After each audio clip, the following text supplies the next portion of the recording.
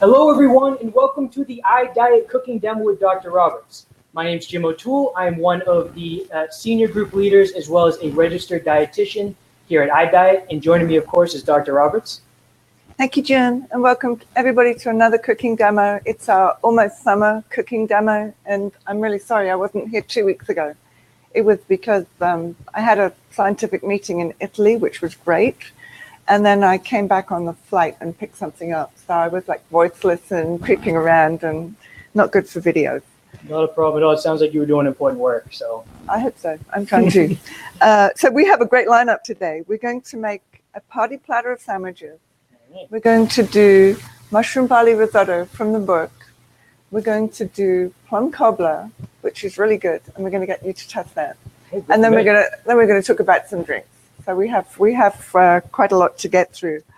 Awesome. But could I do a quick agenda? Okay, awesome. So a quick agenda of what we're going to go over today. As Dr. Roberts just mentioned, we're going to start with the recipes in that order that Dr. Roberts just said. So we'll start with the sandwiches, followed by the risotto, followed by the cobbler. got it. And summer drinks. So after that, we're going to actually check out a few popular iDiet products. So Dr. Roberts going to review a few products that people have sent to me, wondering if they're good for weight control. So Dr. Roberts will review those and give her opinion. And we'll end, as we always do, with 5 questions with Dr. Roberts, where we'll ask Dr. Roberts a couple of the questions that you've been sending me. Couple quick notes before we get started. We have a group leader on the message board named Lee Bush, and he'll be answering any questions you might have. Now, these recipes are so new that I haven't even seen them, so there might be some questions that Lee doesn't know, but we'll do our best to answer every question we can. And last but certainly not least, I will make sure tomorrow morning I will send everyone a recording of this, as well as the recipes that Dr. Roberts works with today. That's all I got. So, Dr. Roberts, you want to take it away? Take it going. Okay. Well, it's almost July 4th, right? So I'm thinking, what are we all going to do? And it's all very exciting. Good weather's coming, even for Boston. And I think I started with sandwiches because this is actually not my recipe. This is one of our group leaders, Elizabeth, and she always comes in with things that are, really delicious and also usually really easy. And she brought these wraps to one of our get-togethers that we sometimes have for the group leaders. And I was so impressed. I said, Eliz, you got to give us the recipe. And I was like floored by how simple it is. I'm going to demonstrate it, but it's really the easiest thing and very suitable for potlucks. I've actually been having these sandwiches a couple of days this week at work when I've been checking them out, and I can say they're very good. But, when we go to potlucks, oftentimes, you're really rushed. You don't have 4 hours to create something. And being able to take something that is really enjoyable for everybody, but not too much work is a great thing. So these are Asian chicken wraps. And I also have a variant, which is tofu wraps. Because I think, you're probably in the same boat as me. I'm not personally a vegetarian, but vegetarianism is out there. It's quite popular. People want to try that. So if you just go with meat, there's maybe a third of the people or a quarter of the people are saying, oh, I can't eat that now. So I'm going to demonstrate. I started with the Joseph's flax, oat bran, and whole wheat lavash, which works really well for this. I know that you've got another wrap that you've got to show people afterwards, which sounds like another good option. Absolutely. But basically, you just need an iDiet-Legal wrap, and this is a good one because it's really big. Yeah, to interject, I mean, these things, if there's one thing the supermarket actually has that's a really good source of fiber, it's these wraps. This one right here has 4 grams of fiber for 60 calories for half the wrap. We're going to show one in a little bit that has over 11 grams. So there's a lot of wraps out there that can actually find that are pretty good sources of fiber. So for each wrap, you just start by, laying out your wrap on a board. And then I'm going to do 2 chicken and 1 tofu. So this is actually leftover chicken from a roast chicken that I made the other night for my family. And I've basically got the kind of the scraps and things which is left over, and I just pull them apart to shred them a bit. And the recipe is going to give the amounts. And then Eliz said, then you have to find an orange Asian sauce. And I found this one. She found hers in Target. And her one actually had rather fewer calories than this one, but they're both very good. This will be my best job of the day. I'll be the one taking the caps off. Yeah, it's a trick. Oh, it is. I think you need to kind of wrench it off by force, probably. Awesome.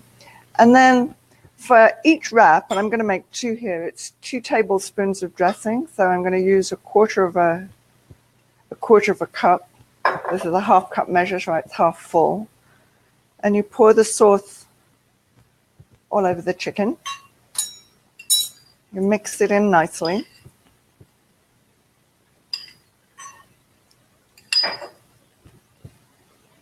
And then you fill your wraps. It's as complicated as that. So I bought one of these salad packs. You could alternatively buy lettuce and some cucumber and some carrots, and you could put them all together. But for a party, these things are really easy. You can just take a handful. And just for everyone trying to see, this is the Fresh Express Premium Romaine is the type of lettuce greens that Dr. Roberts is using right now. So I'm going to put about a cup of that on there, and I'm going to put half of this chicken. Looks good. It does, doesn't it? Well, you get to decide afterwards which one you want to eat. Oh, I'm the taste tester. Nice. Does that? And then you just roll it up. I think one of the tricks is trying to get the first roll pretty tight so that everything stays together. And just roll it up. That's a good point, because some of these wraps, Dr. Roberts, they can be pretty thin, a lot of these low-calorie wraps. Yeah. But this Joseph looks like it's holding very well. Yeah, it wraps very well. It's good. And then what Eliz showed me is that for parties, you can cut them into 4 pieces. So then we have our plate. This is our first wrap. So we'll make another one now, also with chicken. I'm really impressed with how many wraps you can get out of one of these. So a whole package is 4. And I had 3 left in this package. So that's why I'm making 3 now. Can I have the chicken back, please? Perfect.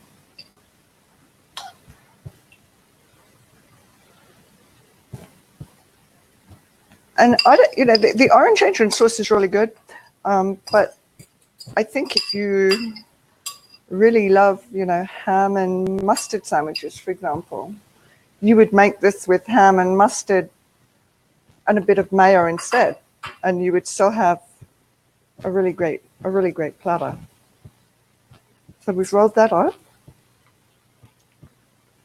and cut into 4 nice pieces again. And it's so festive the way, you can make a whole platter of really nice looking things so easily. So then for the tofu one, I had some leftover grilled tofu, and that was really easy. It's a recipe in the book, but basically all you have to do is just grill your tofu with some hoisin sauce. And this is from Extra Light Tofu. And again, we'll put a handful of salad.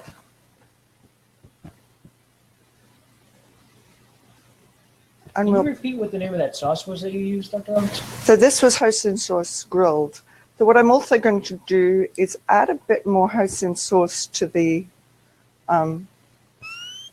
wrap, because I think there's not quite enough just with the grilling to make it really tasty. So something like a teaspoon of hoisin sauce, just put somewhere on the wrap. It doesn't matter too much where it is. And we roll it up again.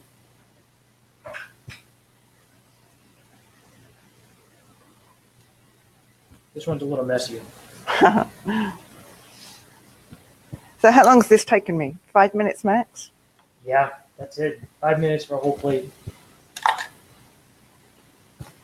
And so we have this awesome, really nice looking plate of sandwiches in 5 minutes. Well, It's, really, it's beautiful. that looks amazing. It does, doesn't it? It looks really delicious. Absolutely. What really struck me too is the wraps that you used, because you know a lot of these iDiet low-calorie wraps, they break. But Right. these, the structural integrity is there, and they rolled up quite nicely, and you were able to cut right through them. Right. Well, why don't we cover that with the thing, and then we can eat them later. That sounds good to me. Take this. Okay. So that's our first demo, and you can do that in such a short length of time. You could buy a rotisserie chicken to do it with. You didn't have to have a roast chicken at home. If you just get a rotisserie chicken and take off the skin, you've got some chicken breast there waiting to use, and you can buy bagged salad and the wraps, and it's no work at all. I mean, Jim, you used to be a non-cook. Do you think that that's a recipe that people who really don't cook could take to a party if they? Absolutely. That's the first thing I was thinking is that sounds like something, it looks really good, but it doesn't take much time. And that tip about buying the rotisserie chicken, Yeah. I mean, that's It's no work. no work at all. Yeah. Yeah. So now this recipe is a bit more work. I mean, I think if you've never cooked, you wouldn't start with this, but in fact, it's really easy. So I'll show you what I've got. This is the mushroom barley risotto recipe from the book, and you'll be sending them back tomorrow, right? Absolutely. Tomorrow morning. And it starts with barley. This is actually called pearl barley, but it's brown. And I think what that tells me is that there's enough of the outside on that there's still plenty of fiber. So it's a good product to use. Actually, I'd like to reiterate that because that's a big deal, the right kind of barley. Because if you get the wrong kind, it's not going to be as good for weight control. That's true. Well, you can buy pearl barley in like cardboard boxes. I don't know what the brand would be, but you can see that it's white. They've taken off all the brown outside. Yeah. On the other hand, you can also buy something called hull-less barley, and that's really like a wheat berry. It doesn't have, I guess, a paper case around it that has to be milled off. But that's not as good too, because it's just like a wheat berry. It doesn't like soften up and absorb the liquid as well as this pearled barley. This kind of partially pearled barley. So it sounds like hull-less and white barley is not too good, but you want the pearled brown barley is what you want to go for. Exactly. And we have the Bub's Red Mill is the more common brand, the one that you can get that everywhere. I mean, you can get Bub's Red Mill in Whole Foods, of course, but you can also get it in Market Basket. I got this one in Market Basket, which is like currently one of my favorite supermarkets. They're cheap. It's not just cheap. I mean, what I've been amazed by is half the product is organic. I can get, really wholesome foods there that I can no longer get in Whole Foods. So, for example, I can get stone ground flour in Market Basket, and I can't get that in my local Whole Foods. I used to be able to, and they stopped stocking it. So at this point, it actually gives me more of the healthful product. And as you say, it's a lot cheaper. It's about a third cheaper, something like that. I mean, it's a substantial cost saving. So anyway, so we start with barley. We start with some mushrooms, which I've sauteed already. It's just a question of slicing the mushrooms, using a little spray in the pan, and zapping them on high heat until they're browned and they've lost the liquid. That's really easy. Then you take a medium-sized piece of onion and a garlic and chop it up fine. Just to reiterate, there is a piece of garlic it's in here as well. So we have the half of the onion and the garlic right here. And I pre-sauteed those in a teaspoon of olive oil as well, just because we were going to take a long time. Gotcha. So to do that. These are the onions and the garlic right here. We just did it beforehand to save time. Okay. So what else do we have? So then one of the magic ingredients is dried porcini mushroom. And actually, when I was in Italy, I was so lucky. They had those 2 porcini mushroom seasons in Italy, and I didn't know that until I was there in May. One is in May, and one is in like October, November. So I was there for the fresh porcini mushroom season, and every possible meal I ate fresh porcini mushrooms. So it's really good. It's hard; they're very hard to get in America, but the dried ones are very good too. And so you just soak your dried porcini mushroom in a little water. And it takes 10 minutes, something like that, and they soften up. Could you give me back one of the knives? Yes. So you're left with this very strong porcini mushroom liquid, which I'm going to pour into the mushroom container because that's where we're going to cook the barley. Sometimes there's a little bit of grit in the mushrooms, which comes out, so you be careful not to pour the whole thing in. And then we just chop these dried, softened mushrooms up into little bits.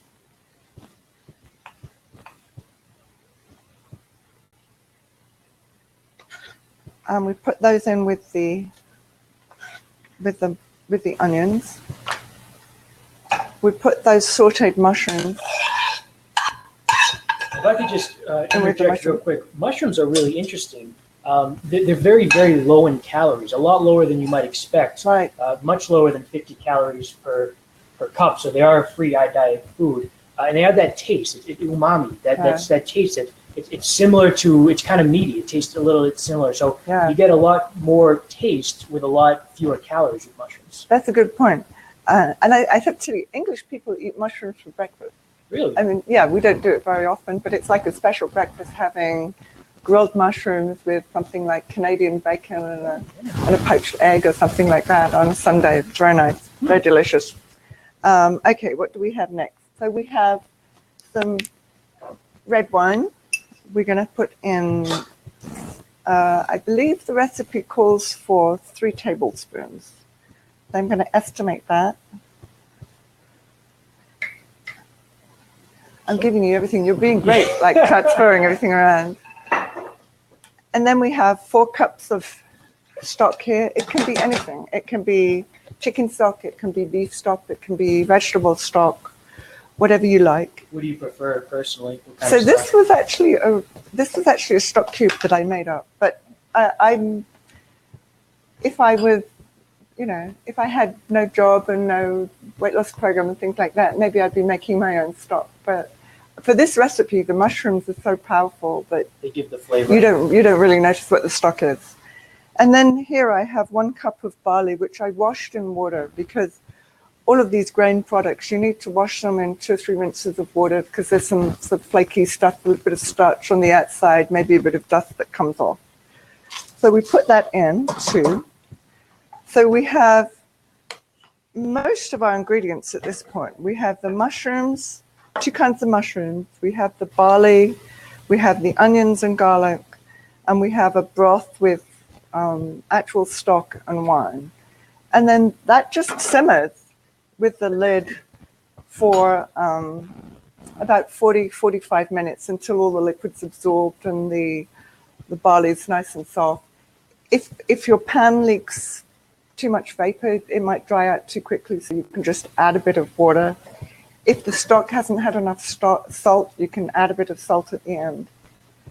But I did cook one pot of the barley earlier today. Well, that barley really bulks up in there. It does. It does.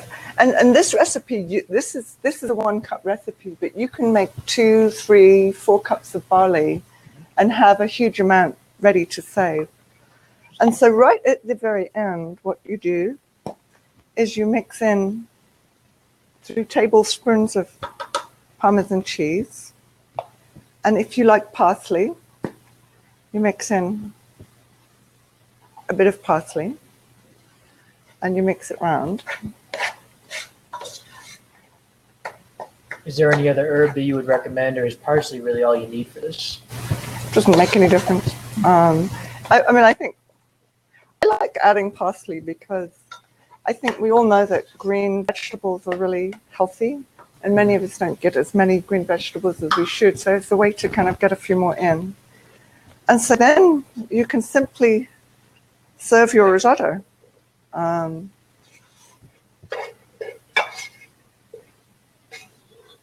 you can see that just 1 cup of the barley has made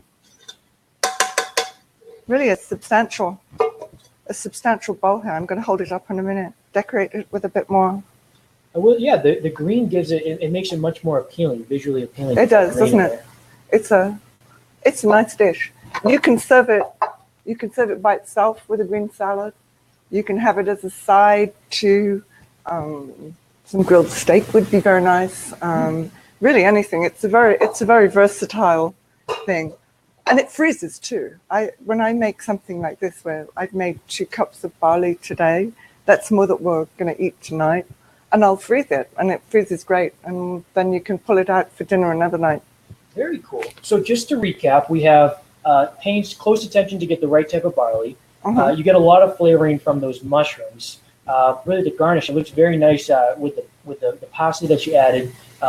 Freezes very well, so you can have more you can cook this in batch, and then you can have more later. Right. One other recommendation I would make too is a lot of people have said they like looking at the recording of this video and then actually cooking it along with Dr. Roberts. So like as you watch the video and kind of pause, watch what Dr. Roberts does, and then try it yourself. Might be something to try. What I try to do with all of these recipes is make them what I feel is the term resilient comes to mind. Because all of us have slightly different ways that we measure a cup, or slightly different ways that we fry our mushrooms or our onions or something like that. So when we make a new recipe like this, what I'm trying to do is make a recipe that if you change it a bit, if your technique is different from mine, it still comes out really well. And so this is one of those really resilient recipes. You can do almost anything to it, and it's still great. Each one has a little character. So, awesome. Okay. So I can bring the other dish over. Right. So we're doing really well here. Clear these ones away. For anyone who this is their first cooking demo, I usually get to eat stuff. So I'm a little disappointed that I haven't had anything to eat yet. So hopefully I'll get something soon. Well, actually, one of the things that happens after these cooking demos is we look at all the food and we say, okay, what are we going to eat now? It's actually a good post-video party. All right, so time for looks like dessert now. Okay. So this is our cobbler. I also need those ingredients to talk about as well. Gonna lay everything out. Do you think you could zap that in the microwave for about 20 seconds?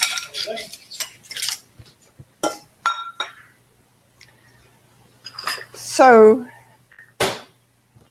when I first started doing iDiet recipes, the desserts were the hardest thing because there's all these artificial sweeteners.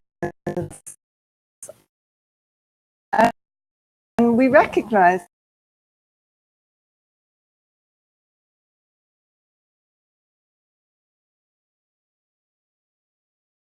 I continue to worry about them. I mean, I would say, and to see whether I'd still feel comfortable saying I'm personally okay with people using them. And I'm still personally okay with people using them. I totally understand that some people are not comfortable with artificial sweeteners, and that's fine. You know, maybe there's going to be a new study published in 6 months that says we should all stop. That hasn't happened yet, and I'm still comfortable, I would say. But we're not talking about huge amounts of artificial sweeteners for the rest of your life. I think the purpose of iDiet has always been to use artificial sweeteners as a bridge to a low sugar diet in the future, so that if you really enjoy a sweet taste with things, you can have that sweet taste now. And over time, you're going to decrease your levels and decrease them. The other thing is that there's some new artificial sweeteners. They're not even artificial, they're natural, coming onto the market, which look safer and safer than the original products. One of the ones I really like is the All You Lose. It's now available in powder form as well as in liquid. This is a rare natural sugar, which has a sweeter taste than most sugars, and it's only half the calories too. I think this has probably the most natural sweet taste of any of the kind of non-table sugar sweeteners. I like it a great deal. And that was called All You Lose. Right, and I got this on Amazon. Oh, on Amazon, even? Mm-hmm. You can also get a liquid version. Mm. So I can actually not distinguish the taste of that from table sugar. The other sweeteners, you can feel that they're slightly different. The company actually, I wouldn't call it unscrupulous, but they're pushing the envelope on their product claims. Somewhere it says it's like fiber. And they're saying it's like fiber because you don't digest it. But really, you know, it's something that you don't digest but doesn't have any of the properties of regular fiber. Yeah, really, it might be poorly digested. It might not have the positive benefits of a high fiber diet. Exactly, exactly. But anyway, so this recipe does require some sweetener. I'm personally comfortable with that. I'm also comfortable with the baking stevia, which again has a pretty good taste. If you're not comfortable with artificial sweeteners, I would suggest use the smallest amount of sugar that you can, and it'll still be really good. So how this starts is with your fruit, and you can use almost any fruit. In this case, I used black plums. I actually went to the supermarket intending to get peaches, but they were all bullet hard, and I thought if I cook bullet hard peaches, they're not going to taste of anything. Whereas you can cook bullet hard plums, and they're always delicious. So the first thing you need to do is cook your plums, because the crust actually cooks quite quickly. So for this cobbler, we don't put the fruit in raw. We cook the fruit first. And what I just did there is I scored around the plum, and I'm going to see if I can amaze you by just getting the stone out like that. If you can do that, it's a really easy way to stone it, because then you just use your knife to dig in and get the pit out of the other side. But once you've done that, you can see this, deep red flesh inside. It's full of phytochemicals. It's really healthy. And you just cut each half into a few slices. I'm doing 4 here, in preparation for cooking.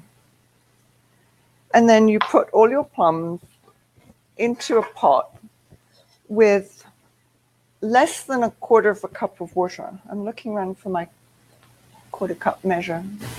But so I have 1/4 cup of water, and I put probably 2/3 of that amount with the plums, and I cook them slowly until the plums are nicely softened, but they're not disintegrated. And then at the last minute, okay, so I have my 1/4 cup of water here. By the way, you guys can hire me if you want, and I can come to your kitchen. I can help you. I'll do that. It's not true. So I put my plums in. I put 2/3 of this amount of water, and in the remaining little bit, I mixed in 1 teaspoon of cornstarch, just 1 teaspoon. And so when the plums were almost ready, I then added in this 1 teaspoon of cornstarch mixed with water to thicken the sauce a bit. Mm-hmm. And then I added some sweetener to taste. And that's what we have here. That thickens up. Is a nice kind of sauce-rich container of plums. All right. And so we put our plums in our container that we're going to bake our cobbler with. I love these plums. I mean, the great thing about these plums, as I say, is they can look terrible in the supermarket. They can look like they're never, ever going to ripen. And if you cook them, they're always delicious. They never fail you. All right, so that's our bottom. And now we're going to make our topping. And again, that's really easy. So we have in here, we have oat bran, which is over there. If you bring that over, I'll talk about that. And we have resistant starch, and we have a pinch of salt, and we have a teaspoon of baking powder. That package of, that's it, that's got it. So now this is also Bob's Red Mill oat bran. And what I found in Market Basket again was 2 kinds of oat bran. One of it was called high fiber oat bran, and the other one was called gluten-free oat bran. And I looked at the package nutrition facts, and lo and behold, the fiber content of the high fiber one was much higher. So I don't know how they're doing it, but the gluten-free oat bran doesn't have as much fiber as the high fiber barley. So this is a better product for us. That's a good tip. And then I got the high maize natural fiber, which is a natural form of cornstarch, which is somewhat indigestible. So it acts as a real fiber. And the amounts in the recipe are pretty much 50-50 by volume, half a cup of the oat bran and half a cup of the resistant starch. And we mix those together.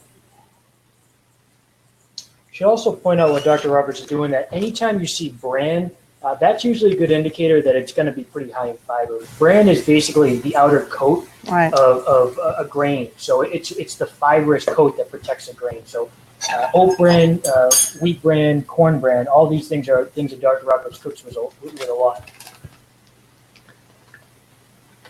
And now, Dr. Roberts, just to interrupt you one more time, that milk right there, we're going to talk about that in a little bit.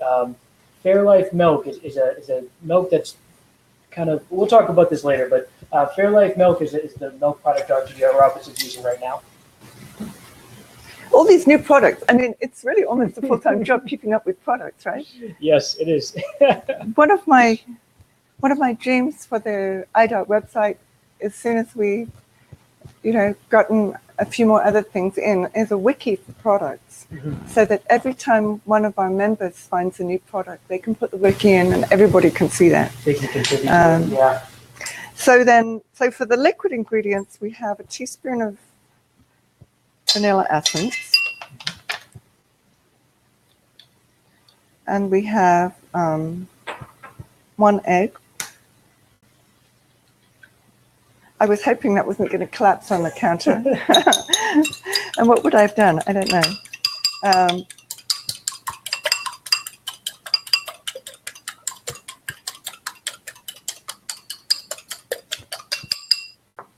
So we've beaten our egg.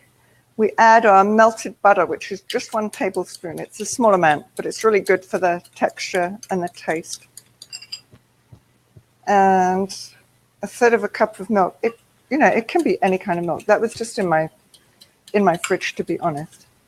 So this is, so we have our dry ingredients and our wet ingredients for the topping. And I just pour them in and mix them up.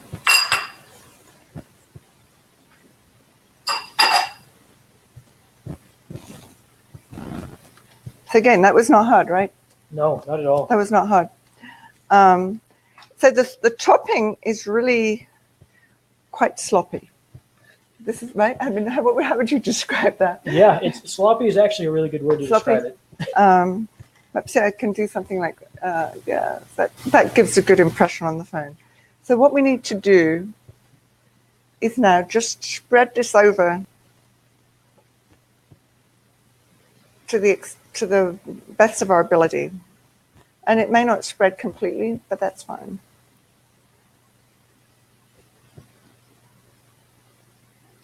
The consistency reminds me a little, at least of the plums. It reminds me a little bit of Jell-O, the way it kind of.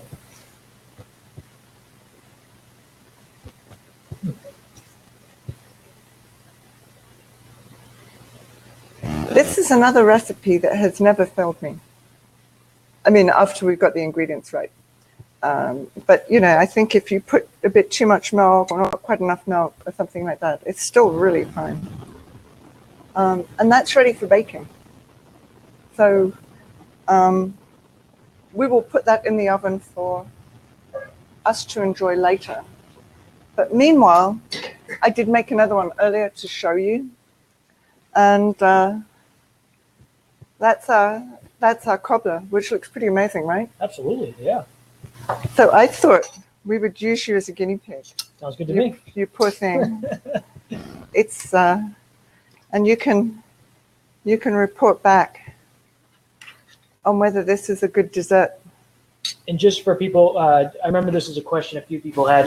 You can actually make this with other, not just plums, but you could use different things as well. You can use anything. I haven't tried it with blueberries or strawberries, but I think it's possible that you wouldn't need to cook them in advance. We'd have to try that. And you can certainly make it with peaches. I mean, and you can certainly make it with apples. It's anything that you would make pot cobbler with. You can do this. I'm curious to try the berry one, but I'm going to try this one first. That's very good. It's very good. It's a lot sweeter than I was expecting too. Yeah. You know something's good when you go in for a second bite. So that proves it works, right? Absolutely. This is delicious. And you were mentioning that the darker colors, these plums, they're very high in phytonutrients as well. So it's a very healthy meal. So it's a dessert, but it's a healthy dessert. You can tell that from the color. And actually, you can tell it in the skins of our dieters. One of my projects in West Africa, which is in kids, we're measuring the color of the kids, the pigment of the skin. Because if you eat a lot of these carotenoids in fruits that are red or orange or yellow or green vegetables, some of that color gets under the skin and gives you a really healthy skin tone. I mean, I can't, in the African kids which we're working in, I can't kind of visually see it, but I can certainly see the change in our dieters over time as their skin gets to this kind of wonderful, kind of deep, healthy look to it. Right. You hear about that with babies who eat a lot of vitamin A and certain fruit, and they get that orange color. Yeah. Wow, that's interesting. Yeah. Awesome. Okay, so we're doing really well here. And I thought we would finish with drinks because it's summer and it's hot, or it will be, we hope. Grab some ice too.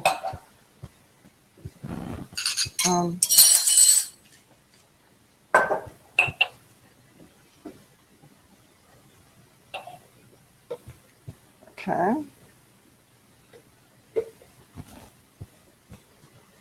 Could you get some ice on that? So you're probably all aware that there's some wonderful 0-calorie drinks that are coming onto the market. The brand Ice is one I really like. This particular one is grape raspberry. They're just delicious. They're kind of expensive too, I have to say. And they're also quite strong. So one thing I tend to do if I'm using these is I dilute them out 50-50 with some plain seltzer. And I actually prefer that. It's a milder flavor, which is very nice. The other thing that you can do is make up your own. And something I found recently is this 100% pure cranberry juice. There's no mixed in apple juice. There's no sugar. It's just powerful, undiluted cranberry juice, and it makes a wonderful base for all kinds of drinks. I'm going to have to do that. If you start with something like just a quarter of a cup of cranberry juice, it doesn't have many calories. A full cup is 70 calories, so it's less than 20 calories for a serving. If anyone's looking for name brands, it's R.W. Newson's. Right. There's a ton of different brands. And you can add some sweetener of your choice so that you can control what you put in. And I think that's really nice. When you buy them like this, you're taking whatever sweetener they want to give you. But if you've got a preferred brand, or if you've decided that you don't want any of these kind of non-natural sweeteners, you can have, this is a natural sweetener, Trivia is fairly natural, or you can just put in, a tiny bit of sugar. And then cranberry juice is really strong. So you can make it up with quite a lot of seltzer.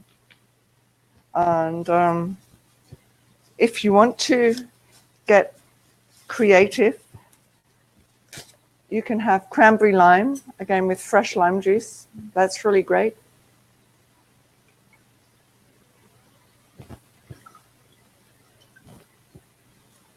If you want to get creative beyond that, you can add a sprig of mint. I'm actually a terrible gardener. Everybody thinks that British people are good gardeners, but it's not true. I did think that, to be honest.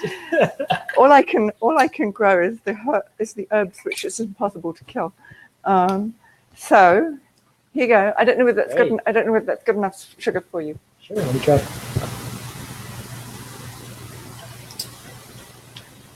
So this is delicious. I'm not someone who likes very sugary drinks, so this is perfect. The mint too is very strong. You can smell the mint. So yeah, this is absolutely, and I see why this is a really good summer drink as well. Right, exactly. And you could make this for a summer party if you put chopped fruit in that. You would have like a punch. Oh yeah, yeah. And I know a lot of people ask, you're at a barbecue, and you want to know what you can have because you can take in a lot of calories at barbecues in liquid form alone. So this would be a perfect one to make up in the back, and then a 0 calorie or low calorie drink while you're at a barbecue or something. And it looks so pretty, doesn't it? Yeah, absolutely. I wish you guys could smell it because the mint it smells really strong. I was also thinking that I bet our program members have got good ideas for drink. Yeah. I bet that. And we would love to hear those, and we could compile them and send them around and add some from the group leaders as well, so that we pass around a selection of summer drinks for the summer. That would be really nice. Absolutely. Okay, so we've done all of our foods. We've got pretty much a feast here, a feast of party sandwiches and risotto and plum cobbler and summer drinks. That's true. We have the main dish, we have the dessert, we have the beverage to wash it down. We've got everything covered right here. Yeah, pretty good, huh? Shall we move on to products? Sure. Okay. So the next thing we want to do is actually look at a few iDiet-Legal products that people often recommend. I think we should start with the milk. So if you guys remember, this is the milk that Dr. Roberts used earlier. It's called Fairlife, and a lot of people really like this milk. It's a little pricey still because it's fairly new, but it's actually filtered a different way. It actually has more protein in this than typical milk does, and also it tastes very creamy. This is fat-free milk, but it doesn't taste like fat-free milk. I really like this. This is actually my favorite milk currently. And that's because we didn't plan this. This wasn't one of the items. This was in Dr. Roberts' fridge, so that's why we were going to talk about it. Yeah. Cool. Let's see what else we got. What else do you have in there?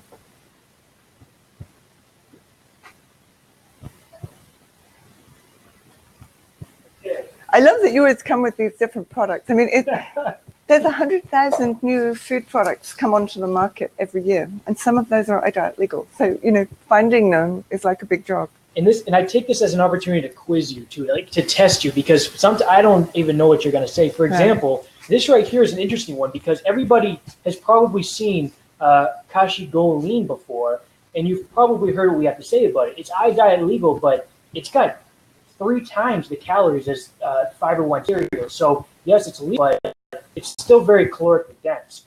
But what about this right here? So this is like a goleen, a kashi goleen, and I don't know what Dr. Roberts is going to say, by the way, but I was thinking it might be good for a snack because it happens to be 140 calories, which is right around where you want your snacks to be. So Dr. Roberts, what do you think about the kashi goleen snack pack right here? Yeah, I mean, I've always been suspicious that these popped grains are not really filling. So although they're technically iDiet-Legal, I felt, I degraded them in my own mind. But I'm looking at this, and it's really iDiet-Legal. If I was using this, I guess what I would do is, first of all, I would say have it with 30-calorie almond milk because you're not adding many calories. And then I might be tempted to add a handful of Fiber One or something like that, just to kind of bulk up the really less digestible thing as well. With that, I would say this would be a great thing to carry around. Can I reiterate that tip? Because that was really good. I didn't think so. What Dr. Roberts just said is she would mix that with Fiber One cereal. So you would get the low calorie, maybe better, probably better for weight control from Fiber One, but then you still get kind of the taste, and it's very iDiet-Legal. So she would mix some of the Fiber One cereal and the kashi goleen. And I would use, at that point, you might even decide it was okay for breakfast. Yeah, and you can eat it in the car too. It's convenient. Sure. Okay. Another good tip too with the 30-calorie, 25-calorie almond milk, so you're not adding more calories. Yeah, I approve. All right, let's see what's next. So this is actually a direct question from somebody in one of our groups. A lot of people ask about supplements, whether it be protein or fiber, and we know our opinion as far as supplements and liquid calories and trying to lose weight. But they wanted me to ask Dr. Roberts what she thought about this new product called Benefiber. So it's basically a soluble fiber, so it dissolves in liquid. So Dr. Roberts, what do you think? I'm going to take a look. So my question to you is, if you put this in water, does it make like a thick glue, or is it just watery? So, and I think, and someone might correct me, I would say that it dissolves pretty evenly. It doesn't really bulk up in any way. I would say this is not worth having in that case, because the benefit of soluble fiber comes from the fact that it forms a really thick gel, and that really thick gel slows the digestion of food, slows it leaving the stomach. If it's soluble fiber but it doesn't really gel up, it's not fulfilling the benefit of soluble fiber. I mean, food manufacturers are always coming out with products to sell us which are actually useless. So I would put this in the useless category, probably. That's a good tip. So anytime I've heard a lot, oh, after a workout, what if I just do a protein shake with a little bit of fiber? Isn't that iDiet-Legal? Still probably isn't as good for weight control as if you were to have fiber cereal with milk in it or something. Okay, my next one. So we've talked before about how supermarkets, they don't have a lot of products that are iDiet-Legal that are really good for weight control. But one area where the supermarkets are doing fairly well in is these wraps. These wraps that have over 10 calories. I showed one last time. So here's a new one. This is called, it's a Tomorrow's low in carb 60 calorie wrap. This particular one is called Garden Veggie. As far as nutrient composition, we have 60 calories, 7 grams of fiber, and 5 grams of protein. Wow, so it's really legal. Where did you get it? I got this one at Target. I believe I got this one at Target. Target. Yeah. A lot of people shop at Target. That's where Liz got her orange dressing, which was really good. So can I have a taste? Of course, yeah.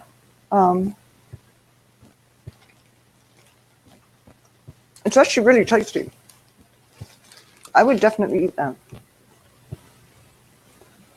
And so one whole wrap, it's 60 calories.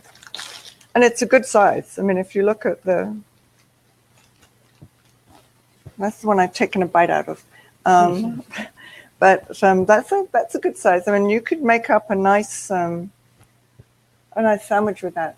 It would be good.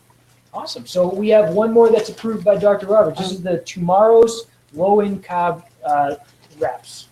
You're making me think I should go to Target. Yeah. Is that one around here? I don't know if there's around here actually. So let's see. What else do I have?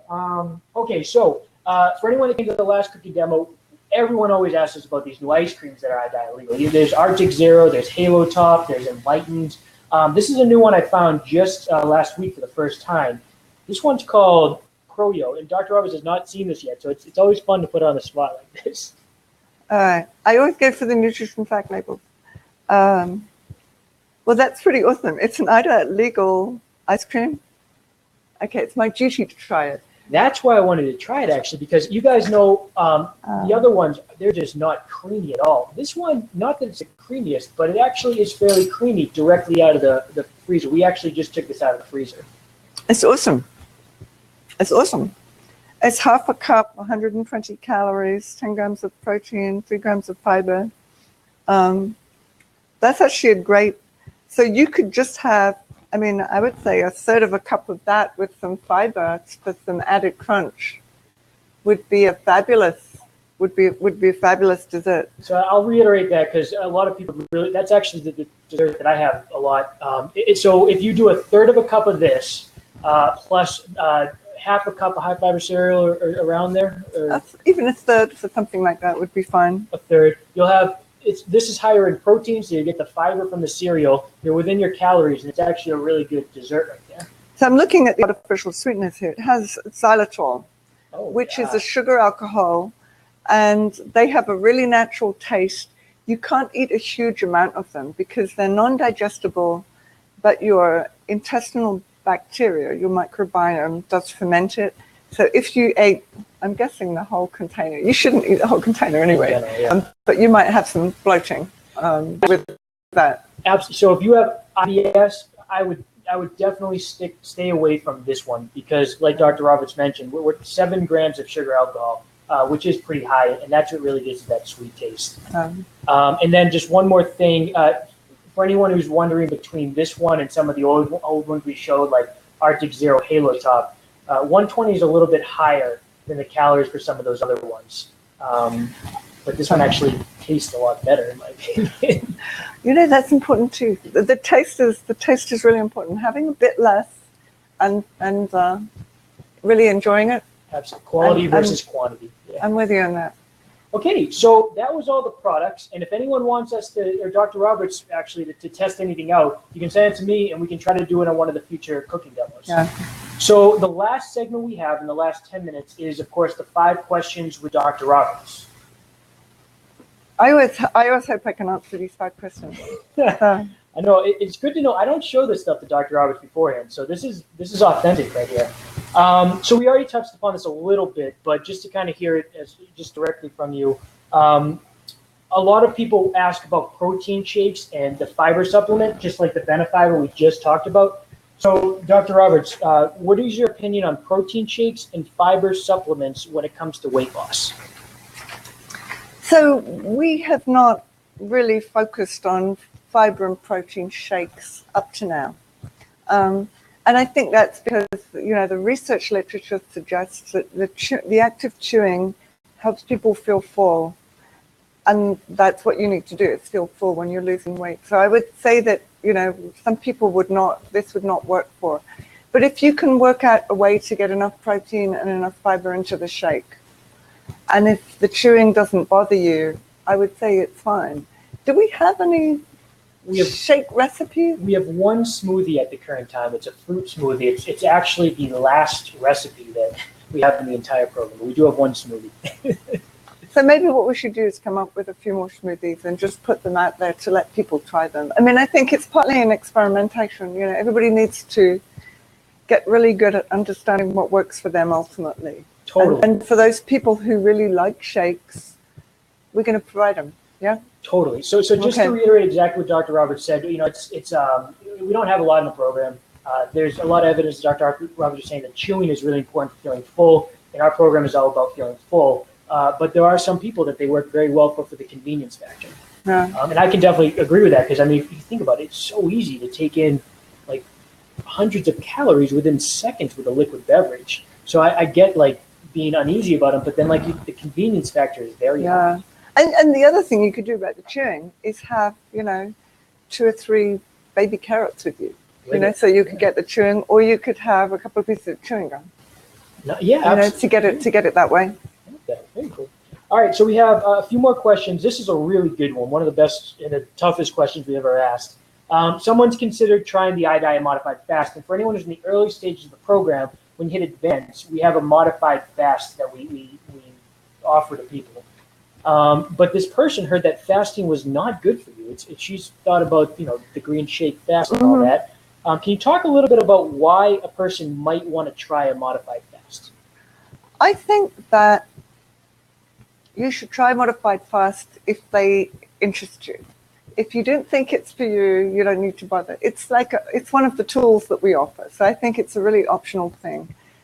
If you look at the research literature, obviously, someone who fasts every day is going to be really unhealthy. That's really bad for you. Is the occasional fast unhealthy? I would say no, the opposite. I would say the occasional fast is probably quite good for people. Pretty much all of the major religions have occasional fasting built into them, and it almost seems that, the kind of elders have worked that out somehow. But the research literature indicates that occasional fasting is quite good for insulin sensitivity, for keeping blood glucose low and something like that. So I think on an occasional basis, it's maybe quite a good thing, but only if you feel like trying it, because there's other easier ways to lose weight if it doesn't appeal to you. Awesome. Very good. Thank you, Dr. Roberts. All right, let's talk about superfoods. You hear about superfoods all the time in the media. There's a new one every year. Avocado this year, acai berries this year. So my question is, for somebody trying to lose weight, what are the 3 superfoods or whatever? What are the 3 best superfoods for losing weight? 3. Oh, you've defeated me. No, I'm going to find them. So I think the first one, and probably the second one, would be some dark green vegetables. Sauteed spinach, collard greens. Those are true superfoods. They're so inexpensive. They're so healthy. They're so important for so many aspects of, feeling good. So I would class those as superfoods. I mean, I know they're not conventional superfoods, but truly they are the original important superfoods. And then I think for the last one, I would take a berry, either blackberries or raspberries or a combination of the two, because they're packed full of phytochemicals and they're really important. Awesome. So just to reiterate exactly what Dr. Roberts said, number 1 and 2 is one of the leafy greens, whether spinach or collard greens. Number 3 is the berries. And then one more thing to add is that Dr. Roberts mentioned is the darker colors are more nutritious. I think, and then also one other thing, they're also high volume type foods. So, they fill up your stomach. They pack your stomach after you eat. And I have an admission. I did not like dark green vegetables until I was about 40. I didn't like them. I hated them. I think, I'd been put off them when I was a kid. And at one point I thought to myself, this is ridiculous. I've got a whole program teaching people how to like foods. And here's this really important food that I don't like. Mm-hmm. And I applied my own principles of eating them when I was hungry, eating them repeatedly, and I love them now. Crazy how fast taste preferences change. Yeah. It's important to change. When we all of us want to be healthy for as long as we can, and things like green vegetables are really going to help that. Okay, so we're at question number 4. We have summer coming up, and we're really, really stressing this year. Drink more water, especially with a high fiber diet. So what about a recommendation? How much water should somebody take in a day? Oh, I think you need to drink enough water to make sure you go to the bathroom regularly. And that's going to be different for everybody.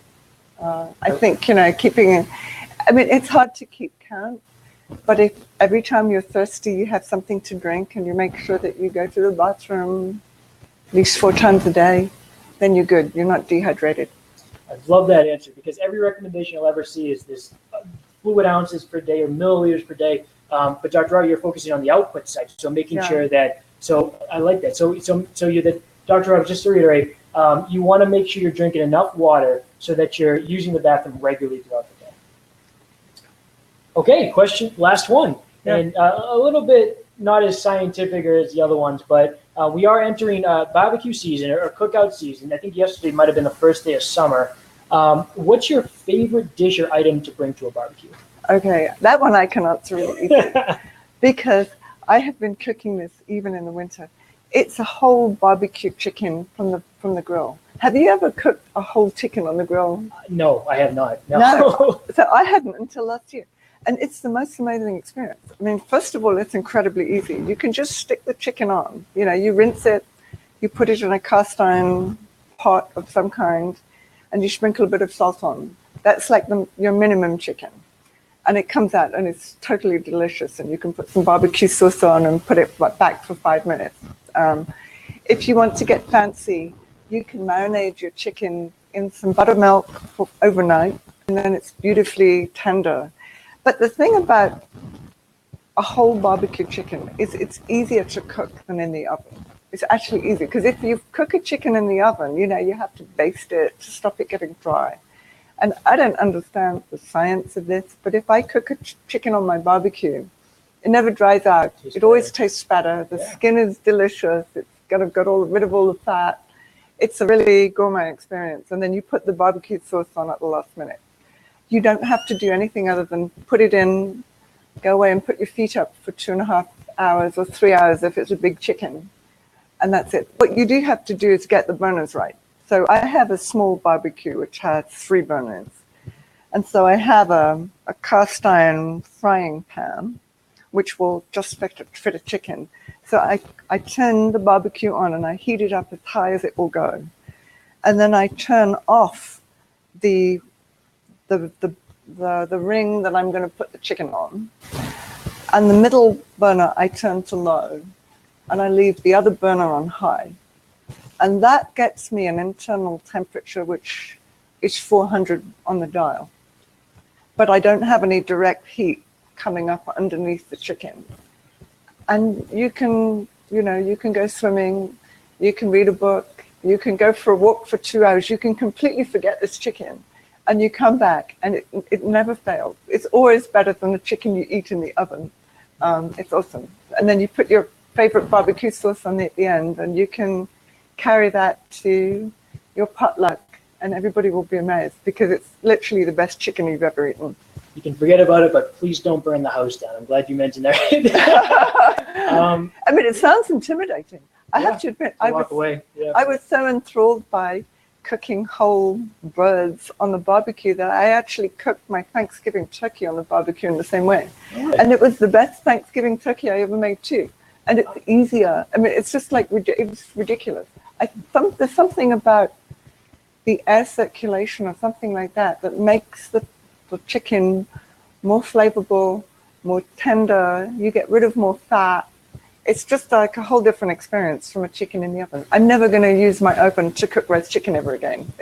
I feel that strongly about it. Wow, well, there's the summer barbecue and Thanksgiving. So thank you, Dr. Roberts. Appreciate that. So That's all we had. We're officially we're out of time. But Dr. Roberts, thank you for your expertise and showing us both the cooking and the reviews of the products, and of course talking a little science. So we'll see you next time, and we would love your requests for recipes, your comments. We would love to compile some drinks. Let's start a conversation. Thanks, guys.